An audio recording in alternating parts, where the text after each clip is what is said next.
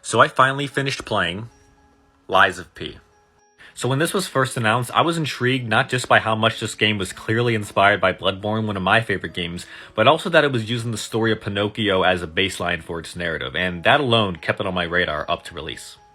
And while it's by no means perfect, it does come pretty damn close, as this may be the best non-From Software Souls-like I've played.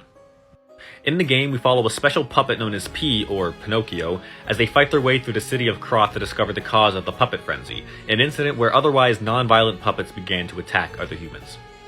The game pulls ideas and characters from the original 1883 novel to create a narrative that, unsurprisingly, poses the question of what it truly means to be human that really unfolds as the story goes on.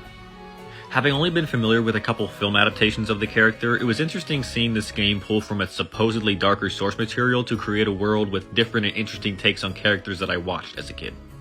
Like I mentioned before, this game takes heavy inspiration from Bloodborne from its world to its combat, but at the same time it also adds a few ideas that helps it stand on its own in the long run. Combat not only consists of dodging and attacking, but also parrying, which isn't anything new, but there are many enemies and bosses in this game that encourage you to find a balance between dodging and parrying that always felt rewarding to pull off, even if I do think the parry window was a little too tight. Another thing that sets this apart is the fantastic weapon crafting system, which allows you to mix and match different blades and blade handles to create different combinations for different playstyles, like placing a small electric coil on the handle of a baton, or placing a giant hammerhead on the handle of a fire axe.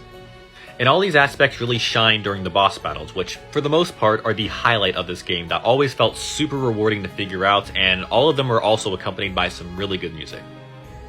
It all comes together to create a really well-made and polished experience that I always wanted more of, though I do think it overstays its welcome a bit by the end. With the exception of some of the bosses, the last couple chapters really made the game feel like it dragged on longer than it needed to due to what felt like elite enemies around every corner that really made it feel like a slog to get through. And while I was always intrigued with the story and the lore, I do think the pacing of it was also a bit off, as it didn't seem to pick up much until halfway through the game.